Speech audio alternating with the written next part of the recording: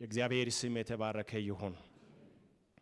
ያለንን ጊዜ ለመጠቀም ቀጥታ ወደ እግዚአብሔር ቃል ንባብ እንሄዳለን። እንግዲህ ወደፊት በየሁዱ የምንነበበው ንባብና የሁዱ ሰባኪዎችም በገናኙ ጥሩ ይሆናል። እኔ ጋና መስማቴ ነው። ያን ክፍል አልተዘጋጀሁም፣ ግን ያስፈልጋል የተነበበው ጋር የሚዛመድ ቢያንስ ማለት ነው። እኔ ዛሬ የማነበው የንባብ ክፍል ወይም መግቢያ ሐሳብ የማነበው ከኤፌሶን መልእክት ነው። ከምዕራፍ 1 ከቁጥር 15 እስከ 22 ያሉትን ቁጥሮች እናነባለን።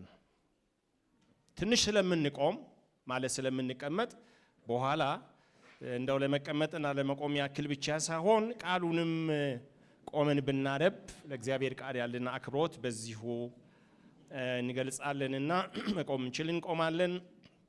እጅ ያለው አዲሱ መደበኛ ትርጉም ነው። እሱን ስለፈለኩ ነው ይዤ ቆምኩት። ከላይ ርዕስ ይሰጣል። የምስጋናና የልመና ጸሎት ይላል ለዚህኛው አንቀጽ። መጽሐፉን በዚህ መንገድ ያደራጁ ሰዎች ማለት ነው።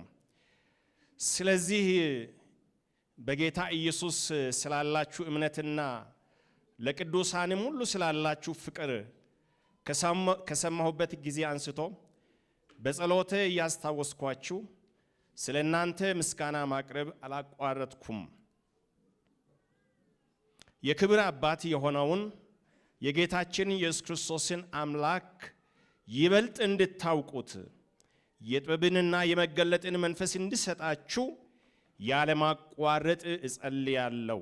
ቁጥር 18 እንዲሁም በእርሱ የተጠራችሁለት ተስፋ ይህም በቅዱሳኑ ዘንድ ያለውን ክቡር የሆነውን የርስቱን ባለጠግነት ምን እንደሆነ ታውቁ ዘንድ የልባችሁ ዓይኖች እንዲበሩ ለኛ ለምናመን ከሁሉ በላይ ታላቅ የሆነውን ኃይሉን እንድታውቁ እጸልያለሁ።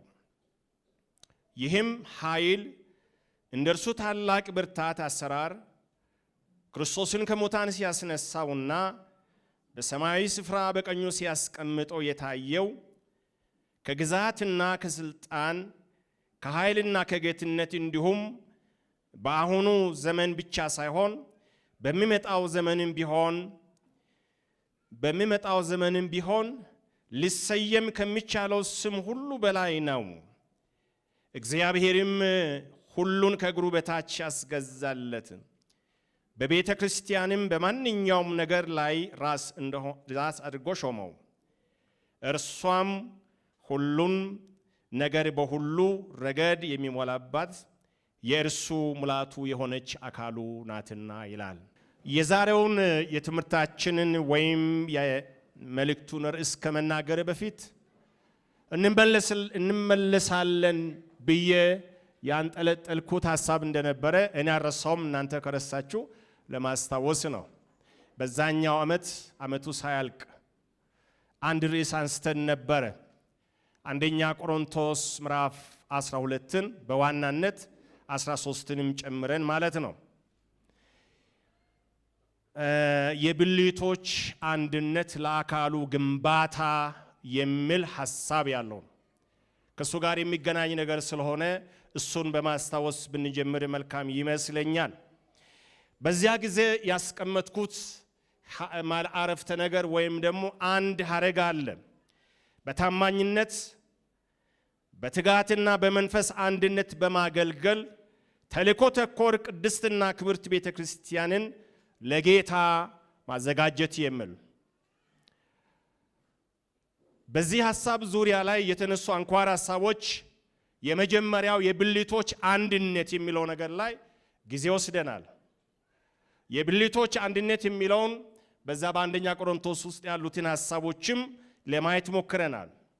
ሁለተኛ ያነሳነው በዛ ጊዜ በአንዱ መንፈስ ብዙ ብልቶችና ብዙ ጸጋዎች መኖራቸው ለዓላማ ነው የሚል ነገር አንስተናል። ሶስተኛ ያነሳነው ሁሉም ብልቶችና ሁሉም ጸጋዎች እኩል አስፈላጊና ጠቃሚ ናቸው የሚለውንም ነገር አንስተን ነበረ። ሌላው ያነሳነው ነገር ሁሉም ብልቶችና ሁሉም ጸጋዎች ለአንድ ዓላማና ግብ የሚሰሩ መሆናቸውንም እንደዚሁ አንስተን ነበረ። መጨረሻ ላይ ከሁሉ የሚበልጥና ሁሉን ያስተሳሰረ አጋፔያዊ ፍቅር የሚለው ለጸጋ ስጦታዎችም ለአገልግሎትም ለቤተ ክርስቲያንም ጥንካሬ መሰረት ነው የሚለው ነገር አንስተን ነበረ። ለምንድን ነው ይሄንን የማስታውሳችሁ? ዛሬ የምንመለከተው ከዛ የሚቀጥል ሐሳብ ስላለው ነው አንደኛው ምክንያት። ሁለተኛው ምክንያት አልፎ አልፎ እዚህ ቦታ ሲቆም አጠንክሬ የምናገረው እና የማምነው ነገርም ለማስታወስ ነው። እርሱ ምንድን ነው? እኛ በዚህ ምድር ላይ በስጋ ያለን ሰዎች በስጋ የምንኖርበት ምክንያት ዓላማ ስላለው ነው እግዚአብሔር በሕይወታችን። ከዛ መልስ የምናከናውናቸው ነገሮች ሁሉ ጠቃሚና አስፈላጊ ቢሆንም ግን ለዛ ስል አይደለም እግዚአብሔር የሚያኖረን። በእያንዳንዳችን ሕይወት ውስጥ ዓላማ ስላለው ያንን እንድንፈጽም ነው የሚል ጽኑ እምነት አለኝ። ሁለተኛ ቤተ ክርስቲያን እኛ አሁን የምናውቃት አይደለችም መጽሐፍ ቅዱስ ውስጥ። ይሄን ደጋግሜ ባገኘሁት አጋጣሚ ተናግሬያለሁ። መጽሐፍም ነገር ተጽፈዋል። ዛሬ ስለ ቤተ ክርስቲያን ያለን ዕውቀት፣ ግንዛቤ፣ በቤተ ክርስቲያን ውስጥ ያለንም ምልልስ፣ አገልግሎትና ሕይወት መጽሐፍ ቅዱሳዊ መሰረት ላይ ጸንቶ የቆመ አለመሆኑን በብዙ ማስተዋል መረዳት ይኖርብናል። ካላወቅን ይኸው ይመስለናል።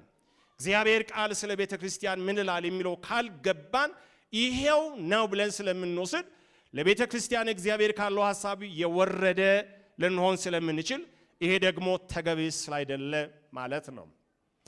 ሶስተኛ በቆም ቁጥር ሁሉ የምናገረው አንድ ሐሳብ አለ። እቺ ቤተ ክርስቲያን የአያት ሙሉ ወንጌል ቤተ ክርስቲያን ማለት ነው።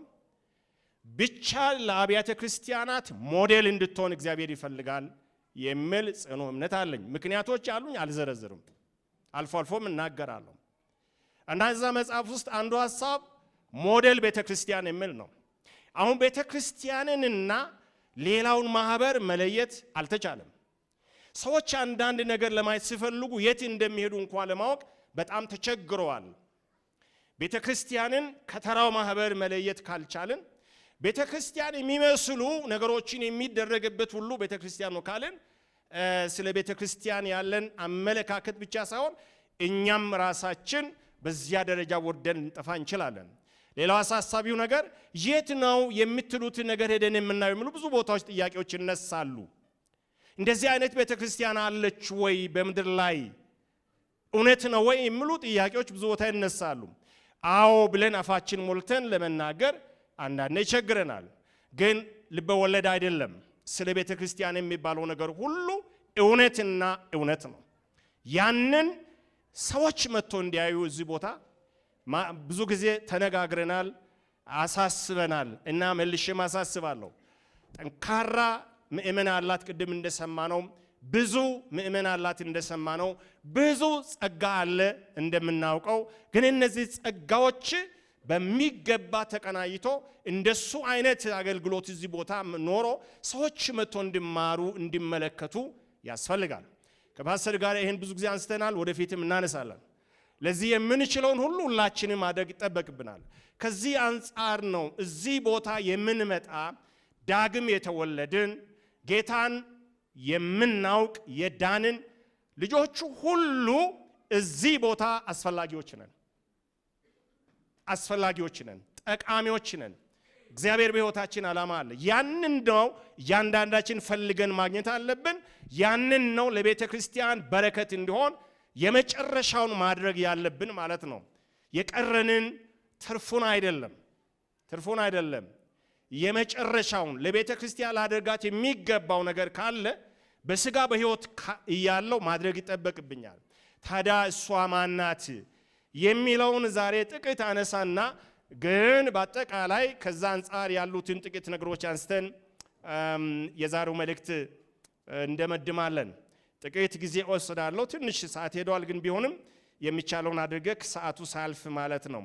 የዛሬው ደግሞ መሪ ቃል ማለት መሪ አረፍተ ነገር በመጻፍኩትን የማነበው ወይም ምንድነው የሚባለው ይሄ ሐሳብን የሚገዛልኝ ከርዕሱ በታች ያለ ማለት ነው። ርዕስ እንደዚህ የሚል ነው፣ ለተጠራንበት ጥሪ እንደሚገባ እንኑር።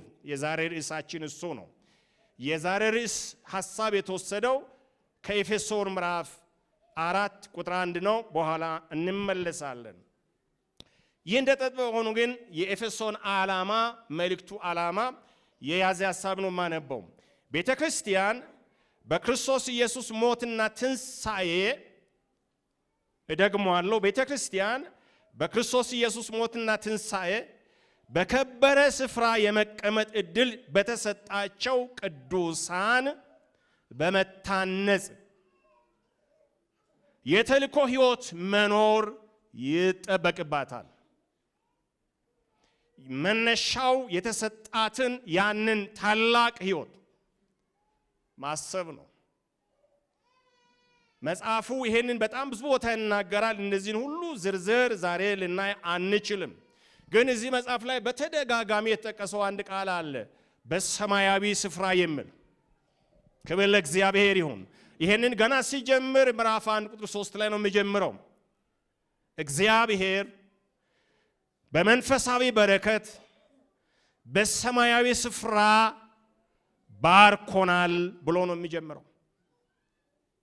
ስለ በረከት ስለ መባረክ ስናስብ መባረካችን ነው ማሰብ ያለብን እንጂ ወደፊት ገና እንደምንባረክ አድርገን ማሰብ የለብንም። ስንድን ጌታን ስናውቅ የዘላለምን ሕይወት ስንቀበል በዚያ ጊዜ እግዚአብሔር በሚያስፈልገን መንፈሳዊ በረከት ሁሉ ባርኮናል። ታዲያ የኛ ሥራ ምንድነው? ያንን በረከት ፈልጎ ማግኘት ነው። በዚያ በረከት ውስጥ መኖር ነው። ከዚህ አንጻር ኤፌሶን 1:3 ኤፌሶን 2:12 እና 13 ኤፌሶን 2:19 ኤፌሶን 3:10 እንዲሁም 11 ኤፌሶን 5:27ን ማየት እንችላለን። እና በአጠቃላይ ስለ ቤተክርስቲያን ስናስብ ኤፌሶንን ስናጠና 4 ነገሮችን አስቀምጬ ወደሚቀጥለው ሐሳብ አልፋለሁ። እግዚአብሔር ለቤተክርስቲያን ያለውን ዘላለማዊ ዕቅድ መረዳት ያስፈልገናል። እግዚአብሔር ልብ ውስጥ ያለው ምንድነው? ስለ ቤተክርስቲያን በጌታ በኢየሱስ ክርስቶስ አእምሮ ውስጥ ያለው ምንድነው? ስለ ቤተክርስቲያን አንድ እሱን ማሰብ አለብን። ሁለተኛ እግዚአብሔር ለቤተክርስቲያን የፈቀደውን በረከት ማወቅ አለብን። አሁን እዚህ ሲነገረን አይደለም፣ እሁድ መተን አይደለም፣ በቋሚ በመደበኛ ህይወታችን በየቀኑ ስለ ቤተክርስቲያን ማለት በኋላ ባለፈውም እንደተማርነው እኛ ነን፣ ቅዱሳን ነን፣ አንድ ላይ ነን። ያንን በየቀኑ ማሰብ ይጠበቅብናል። ሶስተኛ እግዚአብሔር ለሕዝቡ ያዘጋጀውን ዘላለማዊ ተስፋ ማሰብ አለብን። አራተኛው ነው መጨረሻው እግዚአብሔር በቤተ ክርስቲያን አማካኝነት ለፍጥረት ዓለም ሁሉ ያለውን ለማያምኑ ሰዎች ያለውን ዓላማ ማወቅና ማሰብ ይጠበቅብናል። ከዚህ ተነስቼ 2 ነጥቦችን አነሳና 2 ዋና ሐሳቦችን አነሳና በእነሱ ስር ጥቂት ነጥቦችን አነሳና መልእክቶቻችንን ጠቅለል እናደርጋለን። የመጀመሪያው ቤተክርስቲያንን ማወቅ ነው። ቤተክርስቲያን ማናት የሚለውን ደጋግሞ ማስታወስ አስፈላጊ ይመስለኛል። ለምንድነው እዚህ ላይ የምታተኩረው? ለምንድነው እዚህ ላይ ብዙ ጊዜ የምናጠፋው የሚለው ነገር ደግሞ ሊነሳ ስለሚችል ቤተክርስቲያን እግዚአብሔር አጀንዳ ስለሆነች ነው። እግዚአብሔር በምድር ላይ ያለው አጀንዳ ቤተክርስቲያንና በቤተክርስቲያን በኩል የሚሰራው ስራ ነው። ስለዚህ ስለ ቤተክርስቲያን ስናነሳ ስለ እግዚአብሔር አጀንዳ ነው የምናነሳው። እኛ ደግሞ በዚህ ምድር የምንኖረው ለዚህ አጀንዳ ነው የምንኖረው። ይሄን አጀንዳ በትናንሽ አገልግሎቶቻችን አማካኝነት ከኛ የሚጠበቀውን በሚጠበቀው ልክ አስተዋጽኦ ማድረግ ስላለብን ስለምንኖር ነው። ስለዚህ ቤተክርስቲያን ማናት? እነሱ ላይ ብዙ አልቆይም። 5 ነጥቦችን አንስቼ ወደሚቀጥለው ዋና ሐሳብ እንሄዳለን። የመጀመሪያው ነገር ቤተክርስቲያን ደጋግሞ እንደምነግረን የክርስቶስ አካል ናት። መቼም ይሄ ነገር ሲገባን ነው ስለ ቤተክርስቲያን የሚገባን። ይሄ ነገር ብዙ ጊዜ ብንነገረን ሊሰለቸን አይገባም። ምክንያቱም ስለ ቤተክርስቲያን የምናውቀው በእኛ ዕውቀት ደረጃ ያለው ነገር ውስን ስለሆነ፣ ሁለተኛ መጽሐፍ ቅዱሳችን እንደሚገባ በዚህ አይን ስለማናይ ሊሆን ይችላል። ሁሌም ብነሳ ከዚህ ውጭ ምን ልናነሳ ያስፈልጋል? ስለ ቤተክርስቲያን ስናነሳ ስለ ክርስቶስ ነው የምናነሳው። ስለ ቤተክርስቲያን ስናነሳ ስለ እግዚአብሔር መንግስት ነው የምናነሳው። ስለ ቤተክርስቲያን ስናነሳ ስለ እግዚአብሔር አጀንዳ ነው የምናነሳው። ስለዚህ ቤተክርስቲያን የመጀመሪያው ማንነቷ አካሉ የሚል ነው። ይህንን ቅድም ሳነብ እንደሰማችሁት ምዕራፍ 1ን ሲያጠቃልል ሐዋርያው ጳውሎስ ግልጽ በሆነ አማርኛ አስቀምጧል። ግን ከዛ በፊት ያላቸው ነገሮች በጣም አስፈላጊ ናቸው። ከዛ በፊት ያላቸው ምንድን ነው? ኢየሱስ ክርስቶስ ማን ነው የሚለውን ነው መጀመሪያ የተነተነልን። ኢየሱስ ክርስቶስን ወደዚህ ምድር የመጣበትን ዓላማ የከፈለውንም ደግሞ በሕዛቢ የመስቀሉን ሞት በዚያ ምክንያት ለኛ የሰጠንን ዘላለማዊ ሕይወት ከተናገረ በኋላ እኔ ለእናንተ እጸልያለሁ አለ። ጳውሎስን የምናውቀው አንዱ በኤፌሶን ቤተክርስቲያን ቁጭ ብሎ ያገለገለ እንደ መጋቢ የመገበ ያስተማረ፣ ታስታውሳላችሁ። ከኤፌሶን ሲወጣ በእንባ ነበር የወጣውና እኔ በእናንተ መካከል በእነዚህ ዓመታት ስኖር በየጉባኤና በየቤቶቻችሁ በመንደር ሁሉ እየዞርኩኝ ይጠቅማቸዋል ብዬ የማስበውን ማናቸውንም ነገር አስተምሬያቸው። ይሄ ትልቅ ነገር ነው። ይሄ ትልቅ ነገር ነው። አንድ የቤተ ክርስቲያን አገልጋይ ሊያደርግ የሚገባው ነገር ምንድነው? ለምእመኑ ያስፈልጋል የሚለውን ቀንና ሌሊት በምቹ ጊዜና ምቹ በማይሆን ጊዜ በብዙ ቁጥርና በትንሽ ቁጥር ሁሉ ጊዜ ማድረግ ነው። በማስተማር ማድረግ ነው። በመምከር ማድረግ ነው። እንደዚሁም ደግሞ እየማለደ ማድረግ ነው። ይሄንን ሁሉ አድርግ ያለው አሁን ግን ከዚህ የሚሄድበት ጊዜ ደርሷል። እዚህ ኤፌሶን ከዚህ በኋላ አልቆይም። ሲሄድ ደግሞ ልመለስ እንደሚችል እርግጠኛ አይደለሁም። በየከተማው ሲገባ ከዚህ በኋላ የሚጠብቅ ስርዓት ነው፣ መከራ ነው ይለኛል መንፈስ ቅዱስ። እኔ ደግሞ ለዚህ ተዘጋጅቻለሁ። እኔ ሲሄድ ለዚህ መንጋ የሚገባውን ጥንቃቄ እንድታደርጉ እናንተን የቤተ ክርስቲያን መሪዎችን፣ እናንተን ጳጳሳትን፣ ሽማግሌዎችን፣ መጋቢያንን አሳስባችኋለሁ። እኔ ከወጣሁ በኋላ የኔን እግር ተከትሎ የመንጋውን ሕይወት ወደ ኋላ የሚጎትቱ በርካታ ሰዎች ወደ እናንተ እንደምጡ አውቃለሁ። ስለዚህ ከመውጣቴ በፊት ስለዚህ ነገር ላሳስባችሁ ይገባኛል። ይህ ብቻ አይደለም። ከዚህ በኋላ ስለ እናንተ ስለ ኤፌሶን ምእመናን እኔ ተጠያቂ እንደማልሆን ከደማችሁ ንጹሕ ነኝ የሚልም ኑዛዜ ተናግሯል። ትንሽ ቆም ብሎ ማሰብ የሚያስፈልግ ነገር ነው። ይሄ ነገር ከእናንተ ደም ንጹሕ ነኝ። እዚች ቤተ ክርስቲያን ውስጥ ማንም ሰው ከዚህ መስመር ቢወጣ እግዚአብሔር ከሚፈልገው አጀንዳ ቢወጣም የሚወጣው በራሱ ምክንያት እንጂ ትምህርት ጎሎት እንዳይደለም፣ ዕውቀት አጥቶ እንዳይደለ፣ አገልግሎት ስለተሰጠው እንዳይደለ እኔ ምስክር ነኝ። ስለዚህ ከደማችሁ ንጹሕ ነኝ። ይሄ በጣም ትልቅ የሆነ ሐሳብ ያለው መልእክት ነው እና ይሄንን ነው ኤፌሶን ላይ ከሄደ በኋላ ከሁለት ዓመት በኋላ ደብዳቤ ጽፍላቸው አንዳንድ የሚያሳስቡት ነገሮችን ስለሰማ እና እንዳለ በመንፈሱ ስለተረዳ አሁን በመልእክቱ ያሳስባችኋል። በዚያ መልእክት ላይ ለእናንተ እጸልያለሁ ይላል። በኋላ ምናልባት ትንሽ ጊዜ ወስደን እጸልያለሁ። ስለ 3 ነገር እጸልይላችኋለሁ። አንደኛ እግዚአብሔርን እንድታውቁ እጸልይላችኋለሁ። ሁለተኛ የሚጠብቃችሁን የዘላለም ርስትና ተስፋ እንድታውቁ እጸልይላችኋለሁ። ሶስተኛ እግዚአብሔር ኢየሱስን ምን ያህል ከፍ ከፍ እንዳደረገው በሱ ውስጥ ያለው ኃይል ምን ያህል እንደሆነ ያ ኃይል ደግሞ የሚሰራው ዝም ብሎ አየር ላይ እንዳይደለ በቤተ ክርስቲያን ውስጥ መሆኑን እንድታውቁ ለዚህ አይኖቻችሁ እንዲከፈት እጸልያለሁ ይልና ያን ሲያጠቃልል ጌታችን ኢየሱስ ክርስቶስ የቤተ ክርስቲያን ራስ ነው ይላል። ክብር ለእግዚአብሔር ይሁን። እኛ ተራ ምእመን አይደለንም። እኛ ተራ ጉባኤ አይደለንም። እኛ ተፈላልገን የመጣን አይደለንም። እኛን ፈልጎ ያመጣን አንድ ያዳነን ጌታ አለ። ክብር ለእርሱ ይሁን። የሞተልን ደሙን ያፈሰሰልን በዚያ በቀራንዮ መስቀል ስለኛ ያን ምጥ ያማጠ ብትወድ ጽዋ በእኔ ብታልጥሩ ነበር ግን ያንተ ፈቃድ ይሁን እንጂ ያለው ያ ኢየሱስ ክርስቶስ ወደ አባቱ ከሄደ በኋላ አንድም ቀን ቁጭ ያላለ በአብ ቀኝ ቆሞ ስለ እያንዳንዳችን የሚማልድ ባለቤት አላት ቤተክርስቲያን። ክብር ለእግዚአብሔር ይሁን። ሁሌም እንደምንለው እኛ የቤተክርስቲያን አገልጋዮች የቤተክርስቲያን ባለቤት አይደለንም። የክርስቶስን ክብር ልነካ አይገባም። እኛ የእሱ አገልጋዮች ነን፣ የእሱ እንደራሴዎች ነን። የእኛ ፍላጎትም አናገለግልም። አገልግሉን ብሎ የሰጠን የራሱ የሆነ መልእክት አለው፣ እሱን የምናደርግ ነን። ዋናው ግን ኢየሱስ ነው። እስቲ አሜን እንበል።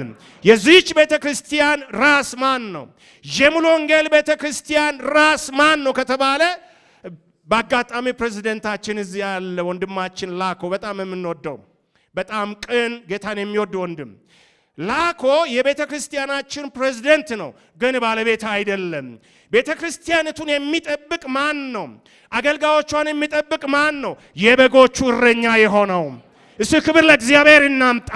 ቀንና ሌሊት ስለኛ የሚማልድ የሚከሰን ከሳሻችን ቅድም እነዚህ ወጣቶች እንደዘመሩት በየጊዜው እየገባ አትችልም የሚል እኔ ስለሱ ቆም ያለው አትችልም ጠበቃ የሆነ የሚሟግትልን ከሳሾቻችን በየቀኑ ወደ ታች የሚጥላቸው እርሱ በአብ ቀኝ ቆመዋል። እርሱ የቤተክርስቲያን ራስ ነው። እሱ የቤተክርስቲያን መሪ ነው። ክብር ለእግዚአብሔር ይሁን። ታዲያ ቤተክርስቲያን ምንድናት? የእሱ አካል ናት፣ ብልቶቹ ናት። እኔ ብልቱ ነኝ፣ አንቺ ብልት ነሽ፣ አንተ ብልት ነህ። የሆነ ብልት አይደለም። ኢየሱስ ክርስቶስ ራስ የሆነባት ቤተክርስቲያን ብልት ነህ። የሚሰማ ያ ስሜት ነው። ያንተ ስሜት አይደለም፣ ጌታ የሚሰማው ስሜት። ስለዚህ ቤተክርስቲያን በዚህ አይነት ማየት ያለብን። ቤተክርስቲያን ስናይ ጌታን እናያለን። ራስ የሆነውን መሪ የሆነውን ጌታ የሆነውን ማለት ነው። አካሉ ናት የሚለውን እንወስዳለን። ሁለተኛ ከዚህ የትም ብዬ ሊሆን ይችላል ወደሚቀጥለው ለመንደርደር ነው። ሁለተኛም ቤተክርስቲያን የእግዚአብሔር ቤተሰብ ናት። ክብር ለማን ይሁን? ቤተሰብን በሚመለከት ሰፊ ነገር ማለት ይቻላል። ከዚህ በፊትም ብያለሁ ብዬ አስባለሁ። ቤተሰብ በደም የተሳሰረ ነው፣ በክዳን የተሳሰረ ነው። በተለይ ቤተሰብ የምንላቸው የቅርብ ቤተሰብ እናት፣ አባትና ልጆች በደም የተሳሰሩ ናቸው። በማንኛውም ነገር ሊረሳሱ የሚችሉ አይደሉም። በደስታ ጊዜ አብሮ ደስ የሚላቸው፣ በሐዘን ጊዜ አብሮ የሚያዝኑ። አንዳንድ ጊዜ ስሜታዊ ነገሮች ሲኖሩ በመካከላቸው ቅሬታ ሊኖር ይችላል፣ ግን ያ ዘላቂ አይደለም። ቤተሰብነት ጠንካራ ነው። ቤተሰብነትን ሊበጥስ የሚችል ነገር የለም። ግን የእግዚአብሔር ቤተሰብነት ከዚያ በላይ ነው። ሃሌሉያ። ስለዚህ የቤተ ክርስቲያን አባት መሪ ብቻ ሳይሆን ባለቤት እግዚአብሔር ነው። ይሄን ነው የሚነግረን መጽሐፉ። ከእንግዲህ በኋላ እናንተ በዚህ ምድር ስትኖሩ ለእግዚአብሔር ጉዳይ፣ ለቤተ ክርስቲያን ጉዳይ፣ ለእግዚአብሔር መንግስት ጉዳይ ስልበረህን ቃል ወገኖቼ ማናችሁም እዚህ ያላችሁት እንግዳ ልትሆኑ አይገባችሁም። ሩቅ መሆን አይገባችሁም። ይሄ እዚህ አካባቢ የሚመጡ አገልጋዮች ጉዳይ ነው፣ የኔ ጉዳይ ነው ልንል አንችልም። የግድ ሽማግሌ መሆን የለብንም። የግድ መጋቤ መሆን የለብንም። የግድ ዲያቆን መሆን የለብንም። ከዛ የሚበልጥ ማን ነው? የእግዚአብሔር ልጅነት ነው። ክብር ለእግዚአብሔር ይሁን። ልጆቹ ከሆንን የቤተሰብ ጉዳይ ያገባናል፣ እናስባለን፣ አብረን እናዝናለን፣ አብረን እንደሰታለን። ቅድም ያደረግነው የሆነ ድጋፍ ለሆነ አካል የሰጠነው አይደለም። አካላችን የመገብንበት ነው፣ ጉለቱን የምንሞላበት ነው። ሌላ ሰው አይደለም፣ የኛ አካል ነው። ውጭ ያሉትን በሱ እንደርሳለን። ስለዚህ ይሄ እግዚአብሔር ቤተሰብ ነው። እኔ በጣም ትልቅ የሆነ ደስታ ይሰማኛል። ረጅም ዘመን ያገለገልኩትን እርኩት ሐዋሳ ሙሉ ወንጌል ውስጥ ነው። ግን ሙሉ ወንጌል ውስጥ ነው። እርግጥ እኔ ሐዋሳ ሙሉ ወንጌል ብቻ አገልጋይ አልነበርኩም። ሙሉ ወንጌል ውስጥ ነው። ሙሉ ወንጌል የኔ ቤተሰብ ናት። የዛችኛው አጥቢያ፣ የዛኛው አጥቢያ፣ የዚህኛው አገልጋይ የኔ ጉዳይ ነው። የዚች ቤተክርስቲያን ጉዳይ የሌሎች አጥቢያዎች ጉዳይ ነው። የአባታችን ቤተሰቦች ነን እኛ ሁላችንም። ለጌታ ክብር እናምጣ አንድ ላይ። እኔ የእግዚአብሔር ልጅ ስለሆንኩ ክብር ለእግዚአብሔር ይሆን።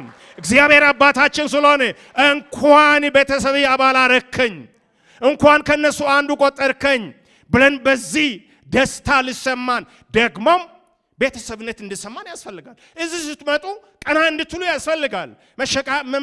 ምንድነው መሸማቀቅ ያስፈልገንም። ይሄ ቤት የሁላችንም ቤት ነው። የነ ፓስተሮች ብቻ አይደለም፣ የነ ሽማግሌዎች ብቻ አይደለም። ሁላችንም ደስ ያለን እዚህ ቤት እንመጣለን። ወደ አባታችን ቤት እየመጣን ነው። እሱ እዚህ ሆኖ በመንፈሱ ይባርከናል፣ በአገልግሎት ይባርከናል። ስለዚህ የአባታችን ቤት ነው። የአባታችን ቤት ህንጻ አይደለም። የአባታችን ቤት ህንጻ አይደለም። የአባታችን ቤተሰብኛ ሁላችንም ነን። አሜን አሜን ወገኖች፣ እኔ በሉ እስኪ አንድ ላይ የእግዚአብሔር ቤተሰብ አባል ነኝ። ክብር ለእግዚአብሔር ይሁን።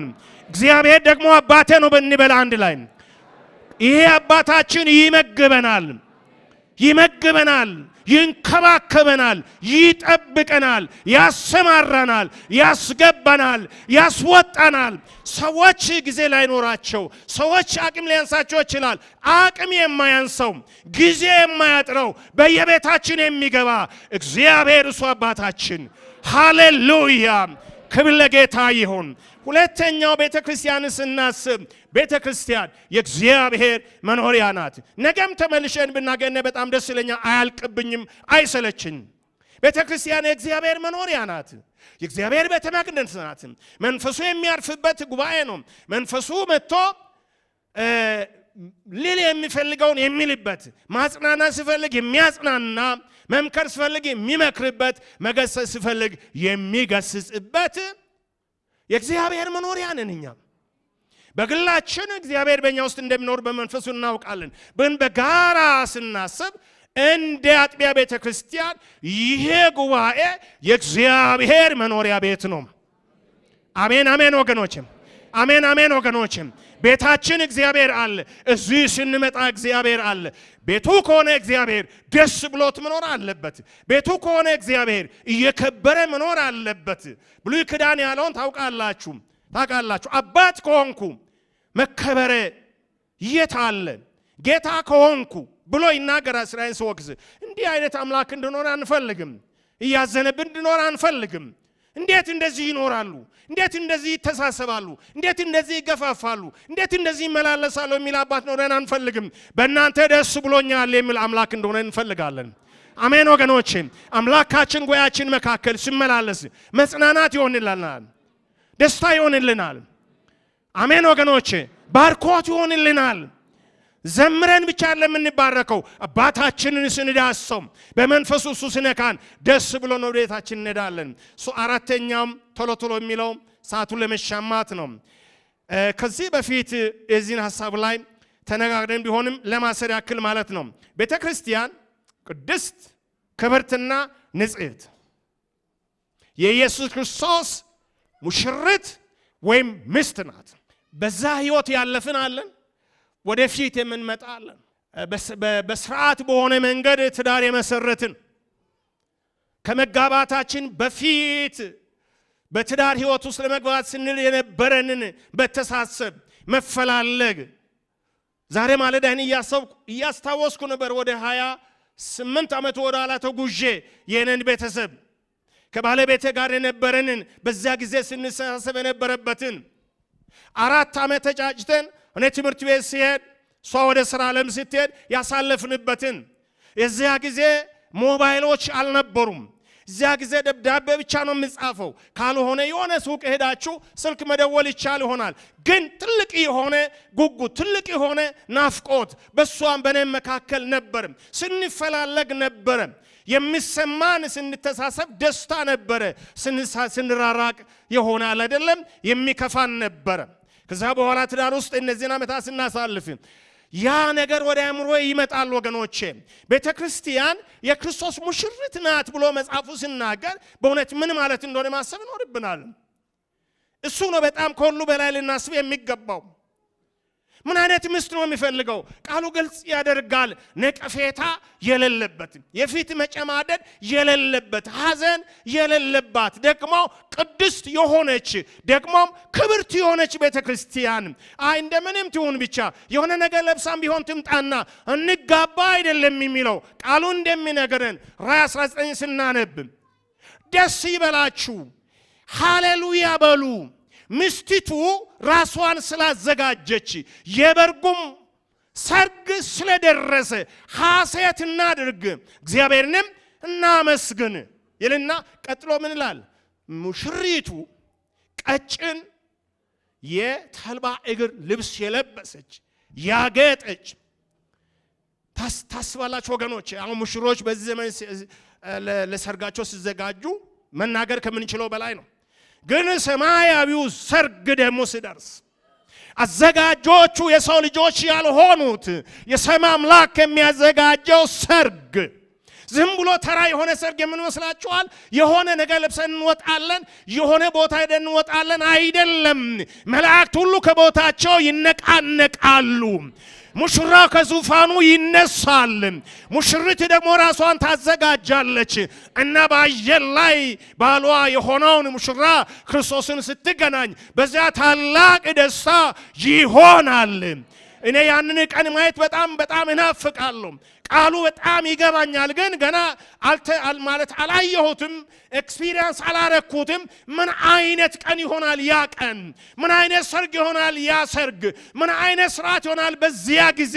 ልንገልጸው የማንችለው ታላቅ የሆነ እግዚአብሔር ያዘጋጀው ሰርግ፣ ልጁ የሚዳርበት ሰርግ፣ ልጁ የሞተላት ቤተክርስቲያን የምትወስድበት ሰርግ። ያ ሰርግ ታላቅ ነው። አገልግሎት ስንሰጥ ማሰብ ያለብን ቤተክርስቲያን ለዚህ ነገር እያዘጋጀው ነው። ለዚህ ክብር እያዘጋጀው ነው። የምችለውን ሁሉ አደርጋለሁ ነቀፌታ እንዳይኖርባት፣ የፊት መጨማደድ እንዳይኖርባት የተከበረች የተወደደች ቤተክርስቲያን። ታዲያ እዛ ስትሄድ ብቻ መሆን የለበትም። እዚህ ምድር ላይ ያለች በሷ ዙሪያ የሚገኙ ጌታን የማያውቁ ዓለማውያን ስለዚህች ቤተክርስቲያን ሲያስቡ ክብሯን እያሰቡ እንጂ ከክብር የወረደች እንደኛ ሃይማኖተኛ ናቸው በሚል ግንዛቤ መሆን የለበትም። በዚህ መንገድ ሊያውቁን አንፈልግም። እኛ በደሙ የነጻን ለበጉ ሰርግ የምንዘጋጅ ቅዱሳን ወንድሞችና እህቶች ነን። በበጉ ደም ክብር ለእግዚአብሔር ይሁን። ክብር ለእግዚአብሔር ይሁን። ደሞ የምንለብሰው ቀጭን የተልባ እግር ልብስ የምን ስራ ነው ይላል? የቅዱሳን የጽድቅ ስራ ነው ይላል። ቀጥዬ ወደ እሱ ነው የምመጣው። ይሄን ካልኩ በኋላ ማለት ነው። ታዲያ የቤተ ክርስቲያን ጥሪ ከዚህ አንጻር ምንድን ነው? 15 ደቂቃ ብቻ ስጡኝ። የቤተ ክርስቲያን ጥሪ ማንነቷ እንዲህ ከሆነ፣ እንዲህ የተከበረች ከሆነ፣ እንዲህ እግዚአብሔር የሚጠብቃት ከሆነ ጥሪዋ ምንድን ነው?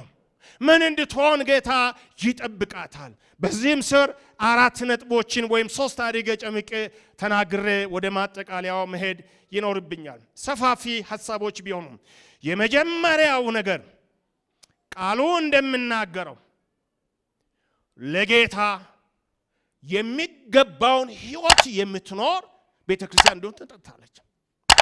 ልብ በሉ። ለዚያ ጌታ የሚገባውን ሕይወት እንድትኖር እንድታገለግል አይደለም። እሱ ሌላ ነገር ነው። ብዙ ጊዜ የሚባል ነገር አለ። ከማድረግ በፊት መሆን ይቀድማል። ሳይሆኑ የሚያደርጉቱ የመድረክ ተዋናይ ብቻ ናቸው፣ አርቲስቶች ብቻ ናቸው። ራሳቸው ያልሆኑት እንደሆኑ አድርጎ የሚያሳዩ። እኛ አርቲስቶች አይደለንም፣ ተዋናይ አይደለንም። እኛ እግዚአብሔር ልጆች ነን። ልንኖር የሚገባው ጥሪ አለን። የምንፈልገውን ልንኖርም አንችልም። የምንመርጣውን ልንኖርም አንችልም። ሌሎች የሚፈልጉትን መኖር አንችልም። ለኛ ዲዛይን የተደረገ የተሰመረ የተዘጋጀ እንዲኑሩ የተባልነው ዝርዝር መመሪያ ያለበት ሕይወት ያለን ሰዎች ነን። የትም ቦታ ብንኖር፣ ምንም ስራ ብንሰራ፣ ከነማንም ጋር ብንኖር እኛ ተለይተን የምንታወቅ ሰዎች ነን። ክብር ለእግዚአብሔር ይሁን። ያኔ ሌላ ስርዓት በነበረበት ዘመን፣ እግዚአብሔር የለም የሚል ስርዓት በነበረበት ዘመን ተማሪዎች ወደ ትምህርት ቤት ሲሄዱ፣ ወደ ካምፓስ ሲገቡ ከቤተ ክርስቲያን ስላኩ እንዲህ ይባል ነበር፣ እንደሄዳችሁ ራሳችሁን ግለጡ፣ አትደበቁ። ለመጀመሪያ ቀን ካፍቴሪያ ስትገቡ አንገታችሁን አቀርቅራችሁ ጸልዩ ይባሉ ነበረ። ስንጸልይ ሲያዩ ጴንጤ መሆናችን በእነሱ ቋንቋ ማለት ነው ጴንጤ መሆናችን ያውቃሉ። በሌላ መንገድ በራሳችን ላይ ምን መጥራት ነው? መከራ መጥራት ነው፣ ስደት መጥራት ነው። ግን ይህም ቢሆን ራሳችን መደበቅ አንችልም ወገኖቼ። እኛ የሚደበቅ ማንነት ያለን አይደለንም። በማንነታችን የምናፍርም አይደለንም። እኛ የከበረው የእግዚአብሔር አምላካችን ልጆች ነን። በሱ ደም የዳንን ነን። ምንድነው የሚያሸማቀኛ? ሌቦች አይደለንም። እኛ ሃይማኖት የምናራምድም አይደለንም። እኛ በደሙ የተዋጀን የእግዚአብሔር ልጆች ነን። ስለዚህ ጎንበስ ብላችሁ ጸልዩ ይባል ነበር። እንደዚህ ሲሆኑ ይለዩዋቸዋል። አንዳንዴም በጥፊ መቷቸዋል። ምግባቸውን ከስር ወስዶ ይበሉባቸዋል። ምንም አይከፋቸውም። ምግብን ወሰርክ ብሎ አይጮሁም። ይሄ ለነሱ ትልቅ የሆነ ክብር ነው። ይመቷቸዋል፣ ይደበድቧቸዋል። ቅርብ ጊዜ አንድ ወንድም አገኘሁት። ረጅም ዘመን አውቀዋለሁኝ እርግጥ እና አሁን በሕክምና ሙያ የሚሰራ ነው። ወደ ሰባዎቹ ይሄ በጣም ትኩሳቱ ያለበት ጊዜ ጳውሎስ መጥቶ የጤና ሳይንስ ተማሪ ነበረ ነው። ምናልባት አዲስ አበባ የቆያችሁ ነባር አገልጋዮች ታውቃላችሁ። ከክፍለ ሀገር ነው የመጣው። የሙሉ ወንጌል አባል ነው እና ጥቂቶች ናቸው፣ 17 ሊሆኑ ይችላሉ። ብዙ ጊዜ ያስፈራሯቸው ነበረ። የተለያየ ነገር እናገሩ ነበር። አንድ ቀን ወሰኑና ግን የዛ ካምፓስ ውስጥ የወጣቶች ክለብ አለና ስብሰባ ጠሩና መፈክር አሰሙ አለ። የዛ ጊዜ ታውቃላችሁ ቀኝ እጃችሁን ነው ግራ እጅ መሰለኝ ግራ ነው ቀኝማ ሌላ ነገር ነው ትርጉም ስላለው ግራ እጃችሁን ታነሱና የምትሏቸው መፈክሮች ነበሩ። እና አንዳንድ ጊዜ በጣም ድፍረት ስናጣ እጅ እናነሳለን፣ አፋችን አይናገርም ነበር። ምክንያቱም መናገር ኃጢአት እንደሆነ እናውቃለን። ከሁሉ በፊት አብዮት ማለት እግዚአብሔርን ወደ ታች ማዋረድ እንደሆነ እናውቃለን። ሌሎችም አጸያፊ የሆኑ ነገሮች ይደረጉ ነበር እና ሰበሰቡንና ቀኝ እጃችሁን አንሱ፣ ግራ እጃችሁን አንሱ አሉን። ዝም አልን። ለቃቅሞ አወጡን፣ ጣሉን እስር ቤት አሉ። ያንን ያስታውስ ነበር። ይሄ ወፈ ኢላላ የሚባለው ነገር በዛ ዘመንም ነበር። ገልብጦ መግረፍ፣ ጭንቅላትን አዘቅዝቆ እግርን መግረፍ፣ ቶርች ማድረግ የዛ ዘመን ነበር። በዚያ መንገድ ውስጥ ማለፍ ነበረባቸው። እህቶች ነበሩ፣ ጥቂት ወንድሞች ነበሩ። ቶርች ተደረጉ። የምትሉትን አትሉም አንልም እያሉ ተገረፉ። እንደሚመስለኝ 11 ወር ከትምህርት ገበታቸው ተለይቶ ወህኒ ቤት ቆይተዋል። ቀላል ነበር እያንስተው መፈክር ማለት ያሉ ሰዎችም ነበሩ። ነገር ግን አደርባይ መሆን አንችልም። እኛ ስንሞት ለምን እንደምንሞት ይገባናል። ስንኖር ለምን እንደምንኖር ይገባናል። ለመኖር የምንኖር አይደለንም። እኛ የምንኖረው ለዓላማ ነው። ስለዚህ ስንኖር መኖር የሚገባን ህይወት መኖር አለብን። ጥሩ ነው እዚህ ተሰብስበን ቁጭ ብለን ጌታ ስናመልክ፣ ስንዘምር፣ ስንጸልይ ደስ ይላል። ጥሩ ነው። ግን ህይወታችን ይሄንኑ ማሳየት አለበት በየቀኑ። አሁን ትልቁ ጥያቄ ያለው እዛ ቦታ ላይ ነው። በየቀኑ የሞተልን ጌታ የምናሳይበት ህይወት ያስፈልገናል። አሁን የጎደለን ህይወት ነው፣ ድርጊት አይደለም። ድርጊት የሌለው ደግሞ ህይወት በራሱ ምንድን ነው? ሞት ነው። እምነታችን በተግባር ማሳየት ይጠበቅብናል። በኑሮ ማሳየት ይጠበቅብናል። እምቢ ማለት ባለብን ቦታ ዛሬም ነፃነት አለ በሚልበት ዘመን ክብራችን ትተን ጥቅማችን ትተን ከኢየሱስ ጎን እንቆማለን። አሜን ወገኖቼ፣ ሚናችን ግልጽ መሆን አለበት። ልንደባለቅ አንችልም። አሁን ተደባልቀናል። ይሄ ብዙ ጊዜ የተባለ ነገር ስለሆነ አንዳንድ መስማትም ይሰለቻቸዋል። ሁሉ ጊዜ ለምን ነግሩናል? ብተው ዝም ብሉ። ዝም እንዴት እንላለን? ከመደባለቅ ውጡ ያለን ጌታ፣ ከመቀላቀል ውጡ ያለን ጌታ፣ ለኔ ሁኑ ያለን ጌታ፣ ሁኑ ያለን መሆን እያቃተን እያወቅን ዝም እንዴት እንላለን? ዛሬም መውጣት እንድንችል እግዚአብሔር ያውጣን። ከነጋር እግዚአብሔር ወይ አውጣኝ በሉ። ሳምንት እዚህ ነበርኩኝ። ወንድማችን ሲያስተምር ነበር። እንዴት እንደተደባለቅን ገላትያን አንስቶ ሲናገር ነበር። ብዙ ነገራችን ነው ተደባለቀው። ብዙ ነገራችን መናገር አልፈልግም። እናንተ መሸማቀቅ የለባችሁም። ነፃ መሆን ከፈለግን እግዚአብሔር ንግግር እንዲያቆም ከፈለግን ብቸኛው መንገድ መለየት ነው። እስኪ መለየት በሉ። መለየት ነው። ለመለየት ፈቃድ አለን። ለመለየት ፍላጎት ካለን እንችላለን። እስረኛ ማንም አላደረገንም። ስለዚህ ወገኖቼ መኖር የሚገባን ሕይወት እንድኖር የተጠራን ጥሪ ነው የኛ ጥሪ። ሁለተኛ የኛ ጥሪ ጌታ በሰጠን ጸጋ እና በአገልግሎት ስጦታዎች ቤተክርስቲያንን ያነጽን ወደ ክርስቶስ ፍጹም ሙላት ማደግ ነው። 4 ላይ ታገኛላችሁ። ከ7 ጀምሮ እስከ 6 ያለውን ስታነቡ ማለት ነው። ይሄንን ብዙ መሄድ አልፈልግም፣ ግን አንድ ነገር ማለት ፈልጋለሁ። አንድ ነገር ሊገባን ያስፈልጋል።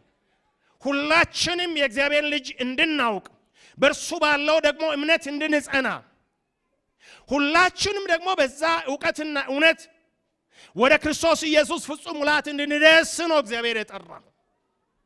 ወደዛ ነው የጠራን። ሃይማኖት ስታንዳርድ አውጥተን ልንኖር አንችልም። እንደሱ አይነት የሃይማኖት ስታንዳርድ አይደለም ያለን። የመጽሐፍ ቅዱስ መሪዎች አሉን፣ ግን ግባችን ወደ ክርስቶስ ኢየሱስ ሙላት ማደግ ነው። አሜን ወገኖች፣ ይሄንን የምንፈልግ እንችላለን። ይሄን እንድናደርግ ደግሞ ጸጋ ተሰጥቶናል። ይሄን እናደርግ መሪዎች ተቀምጦልናል። ስለዚህ ወደ ቤተክርስቲያን ስመለስ እንደ ቤተክርስቲያን ሞዴል እንድትሆን ካስፈለገ ጥርሳችን ነክሰን ክርስቶስን ማሳየት የምትችል የእግዚአብሔር ክብር የሚገለጥባት ቤተክርስቲያንን እዚህ ቦታ ማየት እንፈልጋለን። እግዚአብሔር ያደርገዋል።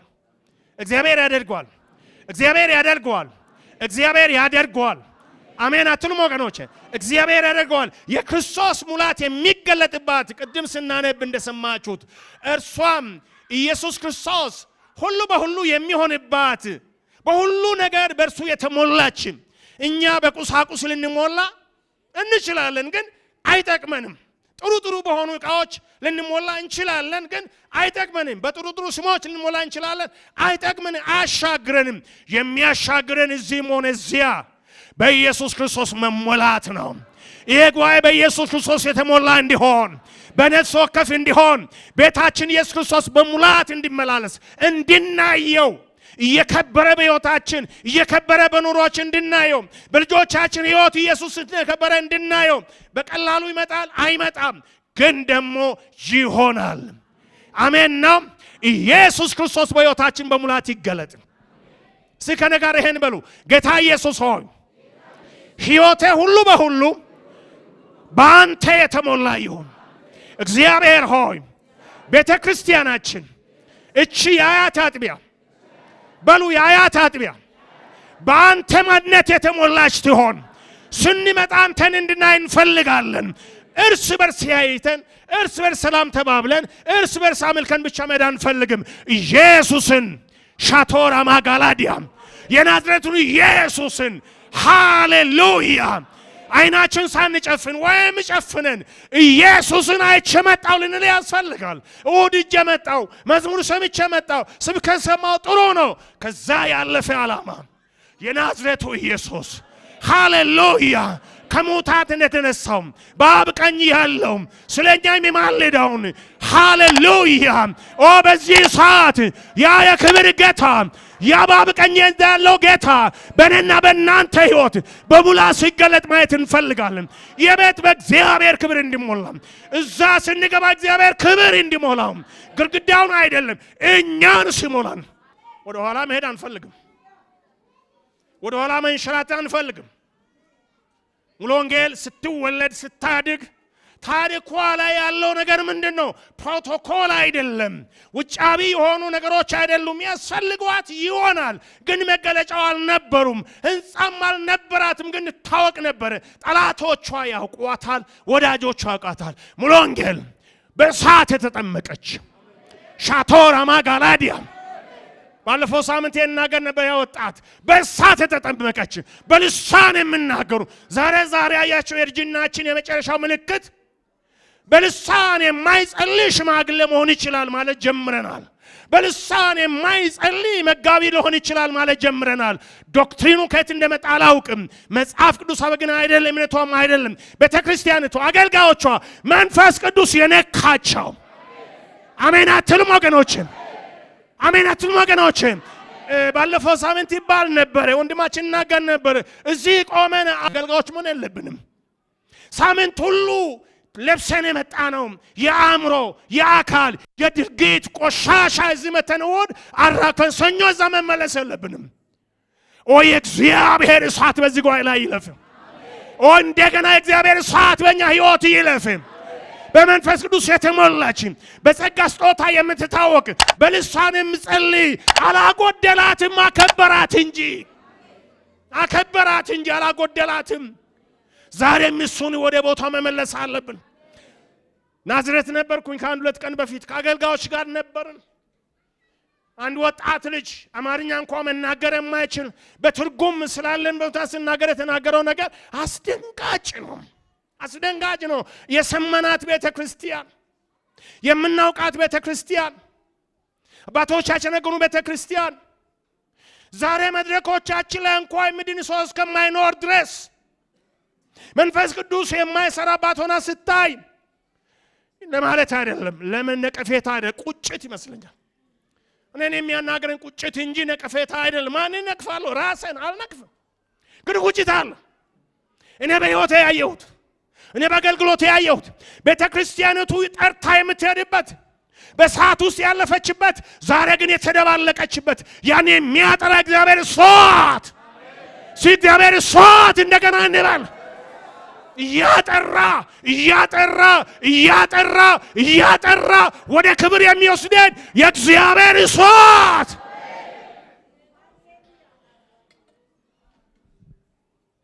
ሌላ ነገር ጊዜ አልነበራትም፣ ወሬም አልነበራትም። ንግግሯ መንፈስ ቅዱስ። ሃሌሉያ! በመንፈስ ቅዱስ ተሞልታችኋል የሚል ገና ስንገናኝ ልክ ሐዋርያ 19 ጳውሎስ እንዳለው ጥቂት አማኞችን ሲያገኝ በመንፈስ ቅዱስ ተሞላችሁን የምንል ነበርን፣ ደግሞ የምንለኩስ ነበርን። እዚህ መምጣት አያስፈልገንም። ሁለት ሆነን ስንገናኝ በየቤታችን እግዚአብሔር እሳት ያነቃቃን ነበር። ያ እሳት እንደገና በሙላት ይመለስ።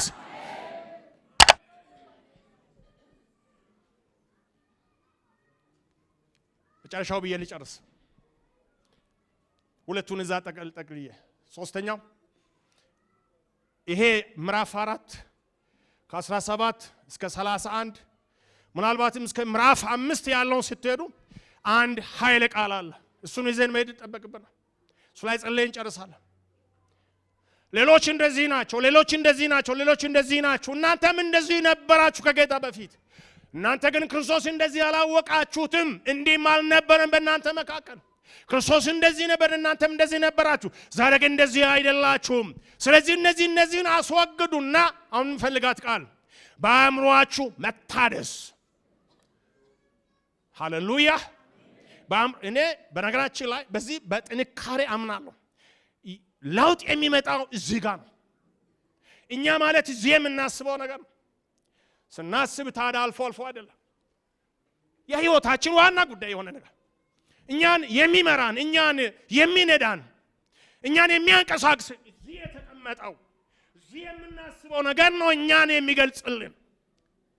ያ ነው መለወጥ ያለበት። በአእምሮአችሁ መታደስ ተለውጣችሁ አዲሱን ሰው ልበሱት። ዛሬ ብዙ የምንለብሰው ልብስ አለን፣ ምን ቀይረዋለን፣ ግን ልንቀይረው የማንችለው ሁሉ መልበስ ያለብን ከዓለም ስንመጣ የታወቅንበት የተለወጥንበት አዲሱ ሰዋችን ዛሬ ከኛ ተሸርሽሯል። ሁለት አይነት ሰዎች ነን። ስንዘምር ስናመልክ መንፈሳዊያን፣ ስንሄድ ግን ሌሎችን እንመስላለን። ለዚህ ጥናት አያስፈልግም። መረጃዎች ከኛ አልፈው ዓለማውያን እጅ አሉ።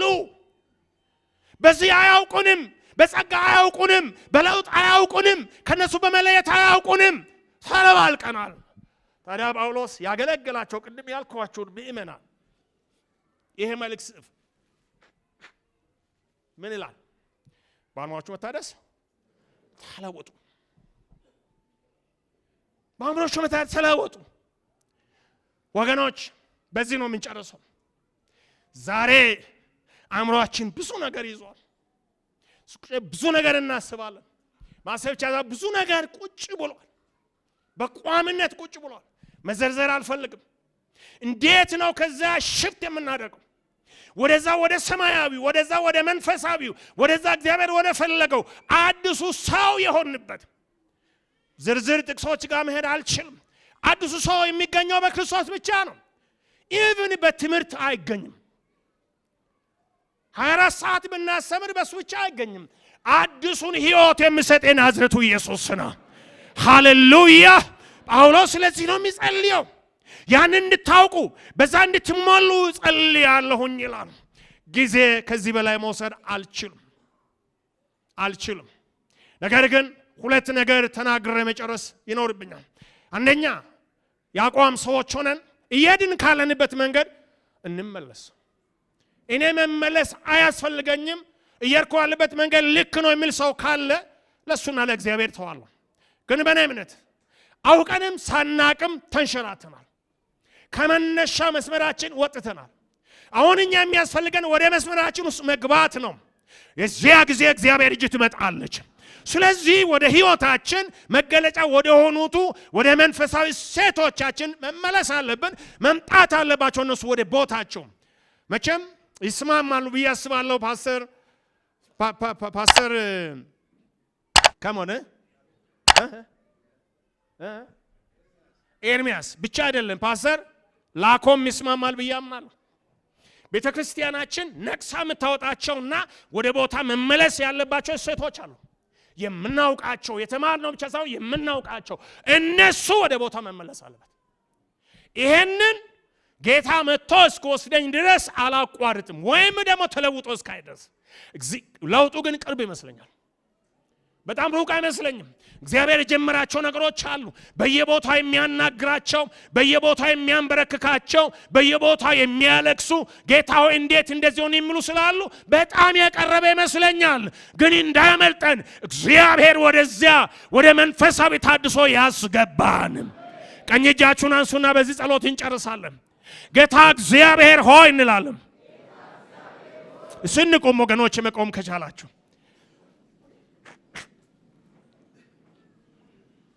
ሃሌሉያ። እንቁም፣ አንንቀሳቀስ፣ አንውጣ። የተለየ ችግር ከሌለ እንቁም።